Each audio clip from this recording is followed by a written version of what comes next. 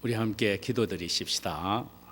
하나님 우리 아버지여, 성도들이 또 이렇게 교회 나오고 싶어도 또 이렇게 상황이 이렇게 되어서 나오지 못하므로 참 저희들이 온라인 예배를 드리기를 원하온즉 주께서 교회에 역사하시는 성령님이 개인의 가정과 심령 속에 넘치게 충만하게 역사하옵시고, 오늘 이 시간 예배를 통하여 아버지가 영광 받으시고 저희들의 허물과 죄악과 연약하고 부족함을 십자가의 보혈로 정결케 하시사 그저 주의 긍휼과 자비로 저희들을 사로잡으시사 예배를 통하여 은혜를 부어 주옵소서.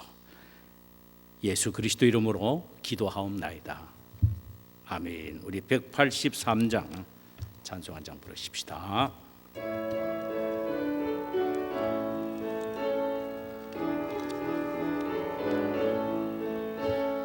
빈들의 마른 불같이 시들은 나의 영혼, 주님의 약속한 성령 간절히 기다리네.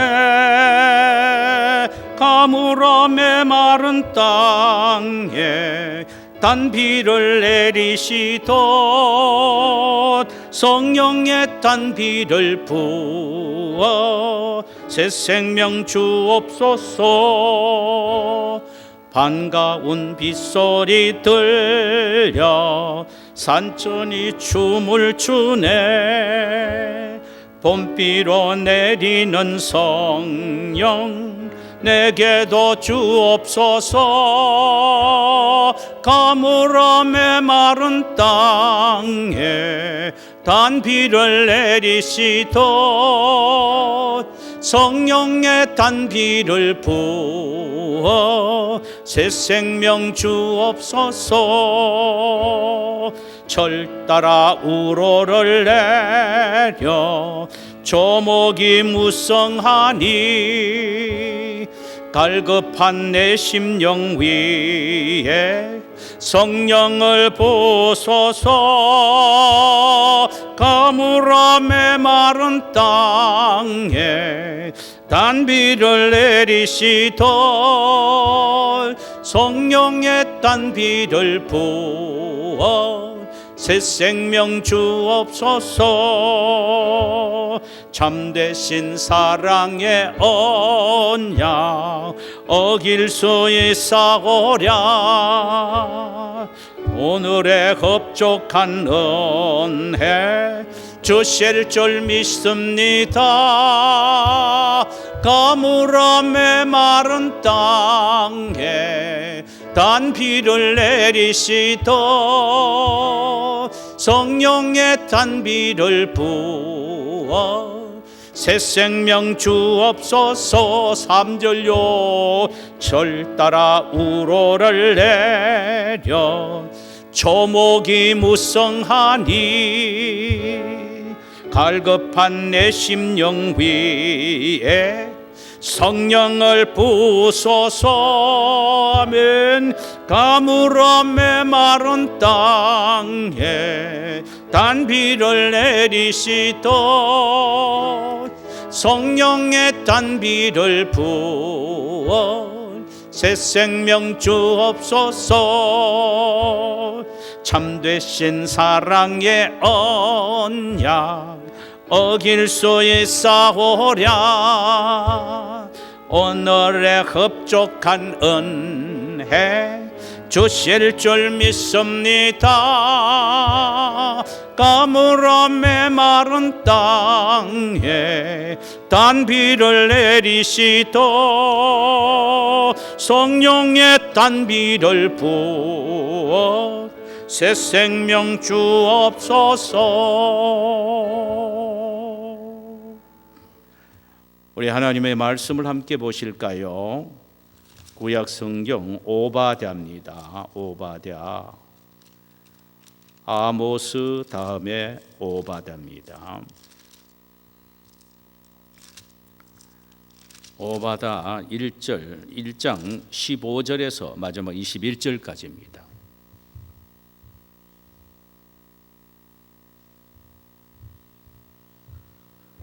우리 한 절씩 서로 교독하도록 하십시다. 오바댜 1장 15절에서 21절까지. 여호와께서 만국을 벌할 날이 가까웠나니 내가 행한 대로 너도 받을 것인즉 내가 행한 것이 내 머리로 돌아갈 것이라. 너희가 내 성산에서 마신 것 같이 만국인이 항상 마시리니 곧 마시고 삼켜서 본래 없던 것 같이 되리라. 오직 시온 산에서 피할 자가 있으리니 그 산이 거룩한 것이요 야곱의 족속은 자기 기업을 누릴 것이며, 야곱의 족속은 불이 될 것이며 요셉 족속은 불꽃이 될 것이며 에서 족속은 지푸라기가 될 것이라. 그들이 그들 위에 불어서 그들을 불살를 것인즉 에서 족속에 남은 자가 없으리니 여호와께서 말씀하셨음이니라.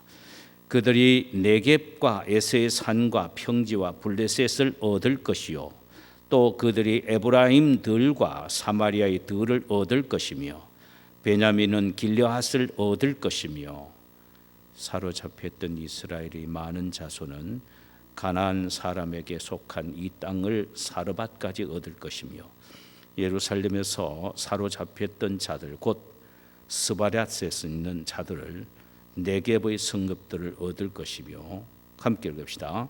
구원받은 자들이 시온 산에 올라와서 에서의 산을 심판하리니 나라가 여호와께 속하리라. 아멘. 할렐루야. 오늘 우리가 함께 나누고자 하는 말씀의 제목은 에돔의 멸망과 이스라엘의 회복이라는 제목입니다. 우리가 지금까지 이 오바댜 이 한 장을 가지고 3시간 동안 함께 나누어 왔습니다. 오바댜의 전체의 주제는 에돔의 부흥과 멸망 그리고 이스라엘의 억압과 회복에 대한 것입니다. 에돔은 그 별명이 에서이지요. 그래 에서의 별명이 에돔이란 말이죠. 우리가 잘 알다시피 에서는 이삭의 상둥이 아들 가운데에 첫째로서 그 동생은 야곱이지요. 그는 팥죽 한 그릇에 장자의 명분을 야곱에게 팔아버린, 육적인 것을 위하여 영적인 것을 던져버린 지극히 세속적인 그런 사람의 표상입니다. 그는 세일산에 도읍을 두었지요. 그곳은 지리적으로 난공불락의 성이었습니다. 바위 틈 높은 곳에 그들의 도읍을 정했습니다. 그야말로 천년 요새였다는 말입니다. 그 누구도 쉽게 에돔을 점령할 수가 없었습니다. 또 에돔은 그 힘이 장사였으며 그 위용이 대단했습니다. 그래서 에돔을 독수리로 비유했고, 독수리가 높은 곳에 거하듯이 에돔은 높은 곳 별 사이에 살았다라고 말할 정도로 그 힘은 장사였고 그 위용은 대단했었습니다. 또 에돔이 힘이 세고 능력이 있을 뿐만 아니라 그 지혜와 총명 또한 갖추었던 족속들이었습니다. 그야말로 에돔은 여러 면에서 빈틈이 없는 뛰어난 족속이었습니다. 그런데 에돔은 형제국인 이스라엘만 보면 못 잡아먹어서 야단입니다. 그리고 이스라엘이 가지고 있는 것, 작은 것 하나까지도 그들은 다 빼앗아서 자기의 것을 만들기 위해서는 수단과 방법을 가리지 아니했습니다. 어느 정도로 이스라엘을 못 살게 굴었느냐 하면은 예루살렘 성이 멸망을 당할 때에 도와주지는 못할 망정 오랑캐인 바벨론의 손 의지하고 그들과 협력해서 침략군의 일원으로 예루살렘에 들어가서 예루살렘 성을 취하기 위하여 제비 뽑아서 자기 것으로 갔습니다. 이 사실을 11절에서 이렇게 말하고 있지요.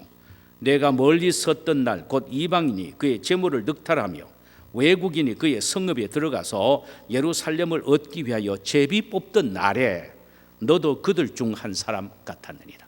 바벨론이 침략해 와서 제비 뽑을 때 형제를 도우지는 못하고 너도 그 침략자의 일원이 되어서 제비 뽑아서 너의 것으로 삼았다, 이 말씀입니다. 자기가 가진 것 많은데도 불구하고 없는 것 하나 빼앗으려고 악한 속임수와 방법을 사용하는 악한 자의 전형이 바로 에돔입니다. 오늘 또 이런 에돔과 같은 사람이 우리 주변에 얼마나 많습니까? 하나님은 이런 에돔의 행위를 한마디로 교만 때문에 나왔다 그랬습니다. 교만.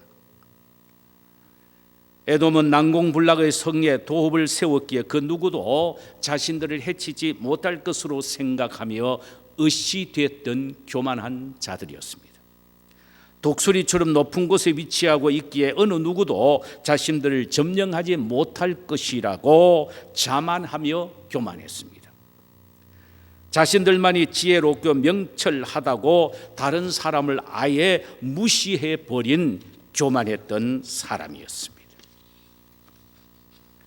하나님이 이 교만한 자를 싫어하시는 건 우리가 너무나도 잘 압니다. 하나님은 겸손한 자를 높이시고 교만한 자를 낮추십니다. 그래서 잠언서에는 교만은 패망의 선봉이요 거만하면 넘어집의 앞잡이라 그랬습니다. 잠언서의 말씀처럼 이 교만한 에돔이 패망하게 되는데 하나님의 맹렬한 심판이 어떻게 임하는지에 대해서 본장 3절과 5절 사이에서 이렇게 말합니다. 바위 틈에 거주하며 높은 곳에 사는 자여, 내가 마음에 이르기를 누가 능히 나를 땅에 끌어내리야? 교만한 이 모습입니다. 내가 독수리처럼 높이 오르며 별 사이에 깃들일지라도 내가 거기서 너를 끌어내리리라. 교만한 너를 내가 끌어내리겠단 말입니다. 혹시 도둑이 여호와의 말씀이니 혹시 도둑이 내게 이르렀으며 강도가 밤중에 내게 이르렀을지라도 만족할 만큼 훔치면 그치지 아니하겠느냐? 도둑이 온다 할지라도 자기가 필요한 것만큼만 가져가면 그대로 끝나는데 바벨론은 아예 하나님께서 거들나게 만들도록 만드셨다는 것. 바벨론을 통해서 아주 거들나게 에돔을 만들어 버리겠다는 것입니다. 혹시 포도를 따는 자가 내게 이르렀을지라도 그것을 얼마쯤 남기지 아니하겠느냐? 아무리 도둑이 온다 할지라도 그래도 씨알은 남겨놓고 도둑질해 가는데 아예 씨알도 없을 정도로 포도 씨알도 없을 정도로 몽땅 다 털어가 버리게 만드시겠다는 것입니다. 그러니까 이 에돔의 멸망은 비참하고 처참합니다. 에돔의 패망에 대하여 6절과 8절에서는 이렇게 이어집니다.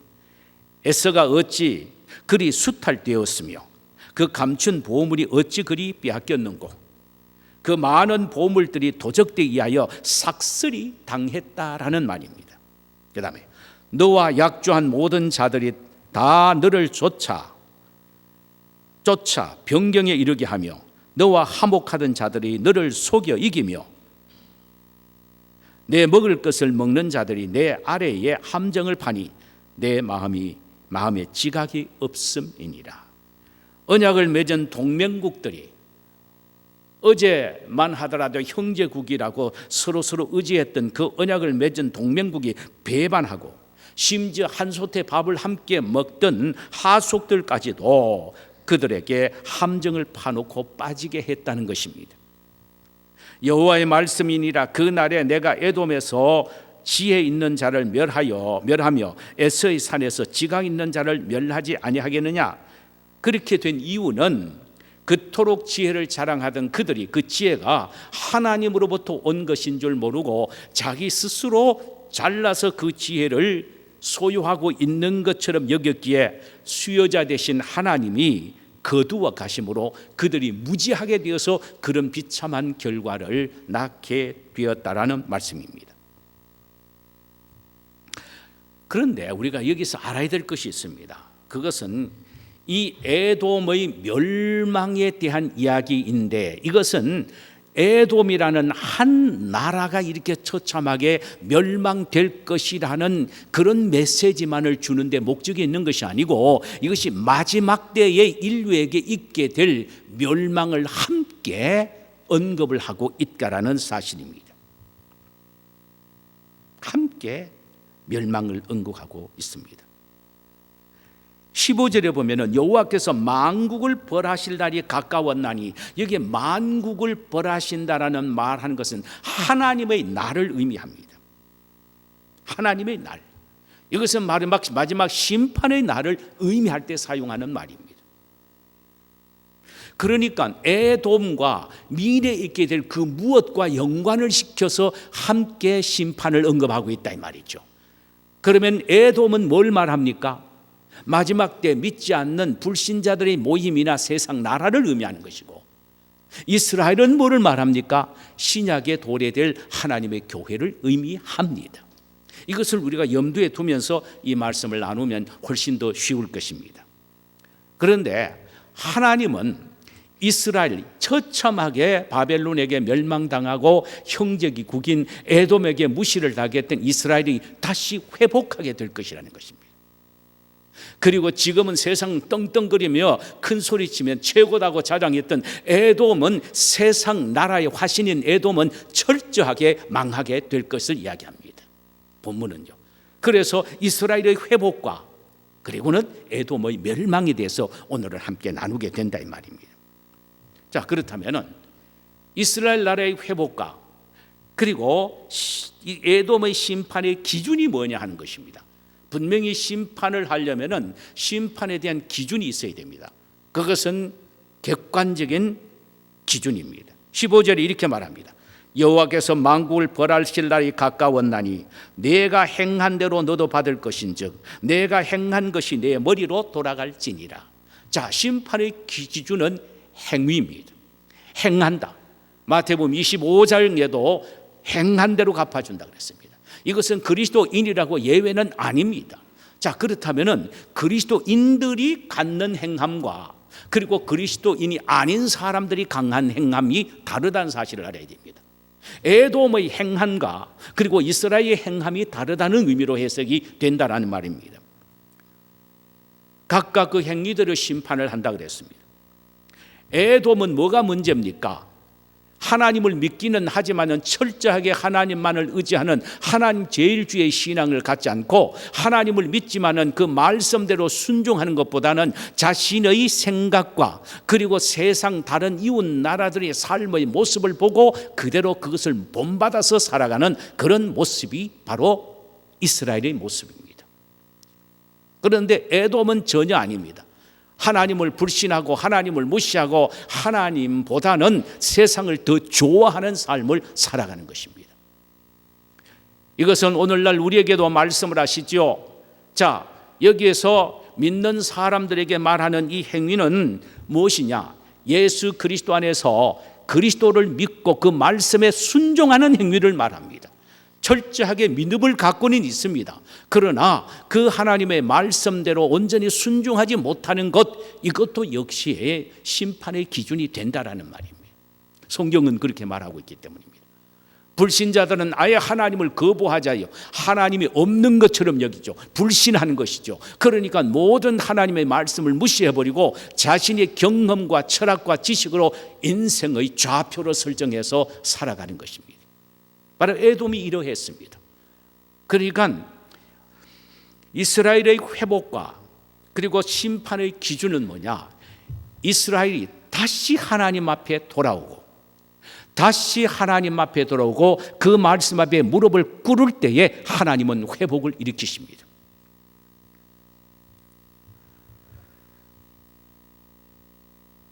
그러나 에돔은 그렇지 않습니다.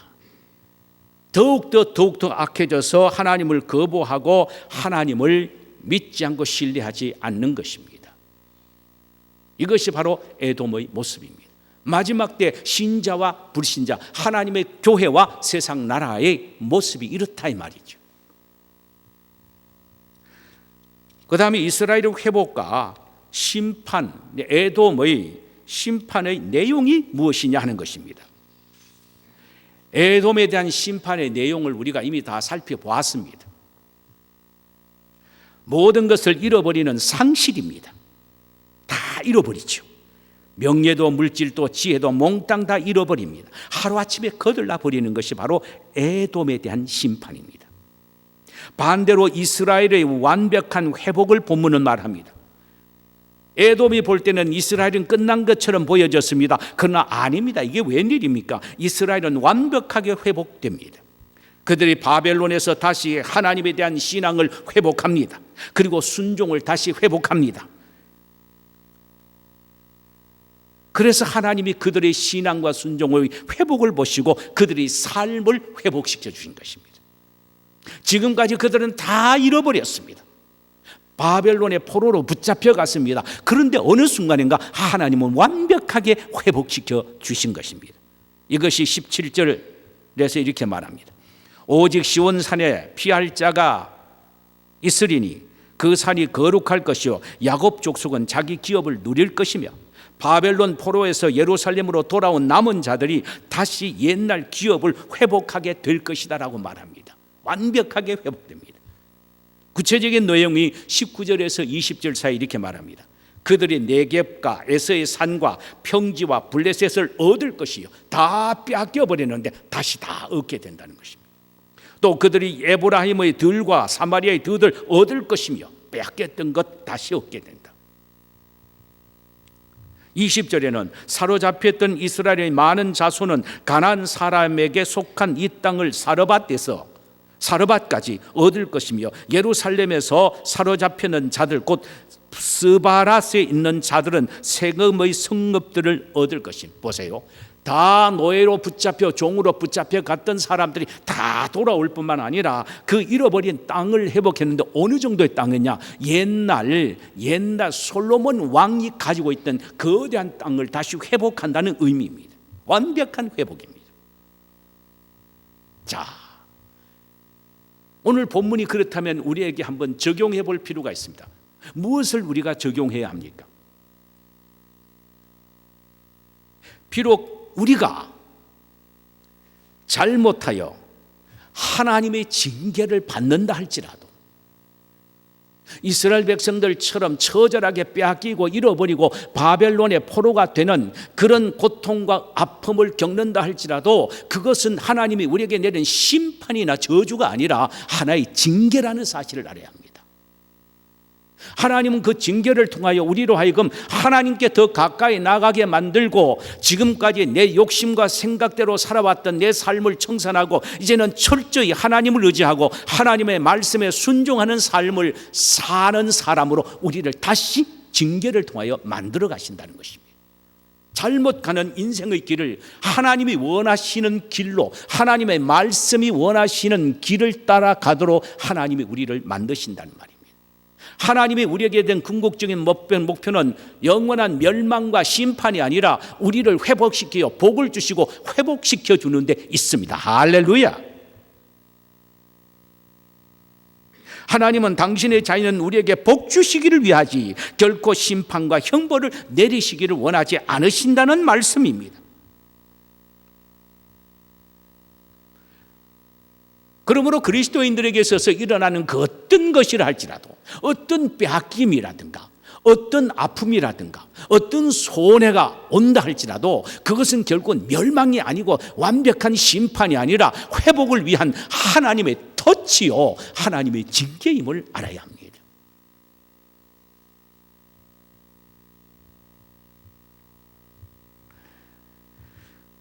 우리가 믿음과 순종을 회복하기만 하면 하나님이 우리에게 주시는 축복이 있는데요, 이것은 엄청납니다. 오늘 본문 17절의 기록에 야곱 족속이 자기의 기업을 누린다라는 이 말, 야곱 족속이 자기의 기업을 누린다 이 말은 문자적인 의미는 예루살렘을 다시 회복한다는 의미겠지요. 그런데 자, 오늘날 우리에게 적용해서 주시는 말씀은 뭐냐? 하나님은 우리의 고난을 통하여 아픔을 통하여 뭘 주시느냐? 하늘나라를 주신다는 말입니다. 그리스도 예수 안에서 주시는 엄청난 축복인 하늘나라인데 그것은 성령 안에서 의와 평강과 희락이라는 것입니다. 예루살렘은 바로 잃어버렸던 이스라엘 백성들이 차지한 나라라면 오늘날 우리의 나라는 예수 그리스도 안에서 누리게 되는 성령 안에서 의와 평강과 희락의 복을 누린다 이 말이지. 이것은 말만 그저 우리가 의와 평강과 희락이란 말하지, 이것은 엄청난 축복입니다. 보통 축복이 아닙니다. 최고의 복이란 말이죠. 이것이 오늘날 교회가 누리는 축복입니다. 인생의 어려움과 환난과 시련과 고통과 징계를 통하여 하나님이 우리에게 주시는 것은 최고의 복입니다. 예수 그리스도 안에서 주시는 하나님의 나라, 그것은 성령 안에서 의와 평강과 희락의 축복입니다. 자, 이제 마지막으로요, 교회에 나와서 이런 축복을 받고 사는 사람이 어떻게 살아야 하느냐? 어떻게 살아야 하느냐? 오늘 본문에서 18절에서 이렇게 말합니다. 불꽃같이 살아라는 것입니다. 불꽃같이 살아라. 불꽃같이 살아라. 18절 보실까요? 야곱 족속은 불이 될 것이며 욥 족속은 불꽃이 될 것이며 에서 족속은 지푸라기가 될 것이며 그들이 그들 위에 붙여서 그들을 불사를 것인즉 에서 족속에 남은 자가 없으리니 여호와께서 말씀하셨느니라. 야곱과 요셉이 불이 되어서 세상을 태운다는 의미입니다. 불꽃같이 사는 겁니다. 가슴 속에, 심령 속에 그저 불이 이글이글 타오르는 이 불꽃으로 살아야 된다는 말입니다. 이는 유대인과 이방인이 하나가 되어 하나의 거대한 불이 되어서 세상을 태우는 것입니다. 이 불은 분노의 불이 아닙니다. 미움의 불도 아닙니다. 이 불은 사랑의 불이요, 복음의 불이요, 성령의 불입니다. 사랑과 복음의 불과 성령의 불로서 세상, 즉 에서를 태워야 한다는 것입니다. 에돔을 태워야 한다는 것입니다.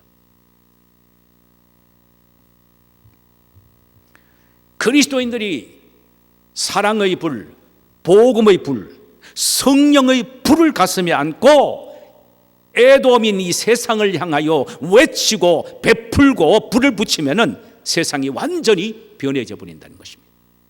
더러운 것들을 완벽하게 태워져 버리고 세상이 완전히 새롭게 정화되게 된다 이 말입니다. 이것이 바로 말세에 살아가는 구원의 은혜를 입을 뿐만 아니라 하늘나라 성령 안에서 의와 평강과 희락을 갖고 사는 사람들이 마지막까지 살아야 될 삶의 표대이며 자세란 말이죠. 우리 모두 가슴 속에 하늘나라를 소유한 사람답게 사랑의 불, 성령의 불, 복음의 불로 이 세상을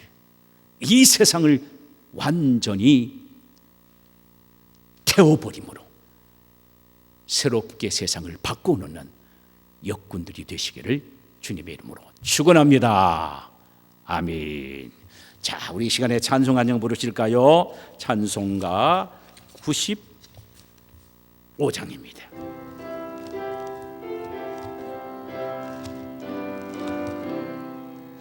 나의 기쁨 나의 소망 되시며 나의 생명이 되신 주 밤낮 불러서 찬송을 드려도 늘 아신 마음 뿐일세. 할렐루야.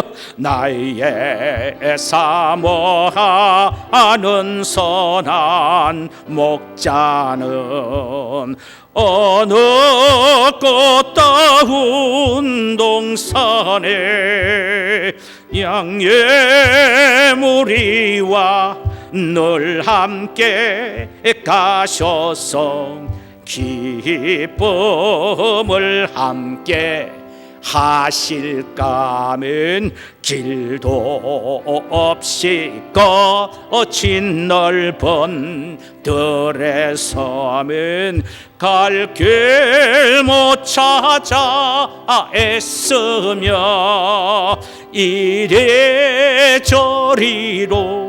헤매는 내 모양 저 원수 조롱 하도 다 주여 주의 자비로 고화평한 얼굴 모든 천사도 반기며면 주의 놀라운 진리의 말씀에 천지가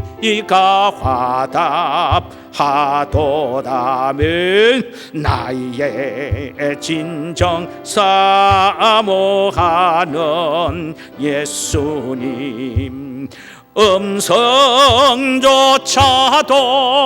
반갑고 나의 생명과 나의 참 소망은 오직 주 예수 뿐일 사절요 주의 자비로 없고 화평한 얼굴 주여 모든 천사도 반기며 주의 놀라운 진리의 말씀에 천지가 화답하도다 나의 진정 사모하는 예수님 음성조차도 반갑고 나의 생명과 나의 참 소망은 오직 주 예수 뿐일세. 아멘. 제가 먼저 기도드리고 우리 모두 함께 기도하시고 가시기를 바랍니다. 하나님 우리 아버지, 우리의 삶의 포커스는 우리가 지금 당하고 있는 고통과 시련과 고난과 하나님의 징계에 있는 것이 아니고 다시 나를 하나님 앞에 영적으로 온전히 돌아와 주님의 말씀에 순종하기를 원하시는 하나님, 그것들을 통하여 다시 잃어버렸던 걸 회복시켜 주시는 회복의 하나님에게 우리의 시선이 집중되게 하옵소서. 오늘 이 말씀을 마음판에 깊이 새기고 늘 우리가 두렵고 떨리는 마음으로 하나님 앞에 가까이 나가고 하나님의 말씀에 그저 순종하는 삶을 살게 하옵시고, 성령께서 나에게 주시는 하늘나라를 소유하고 있는 내라면 불꽃 같은 심령을 갖고 살아가게 하옵소서. 그래서 주위에 있는 죄악을 태워버리고 세상의 애돔을 태워 정결케 하는 불의 사자들이 되게 하옵소서. 예수 그리스도의 이름으로 기도하옵나이다. 아멘.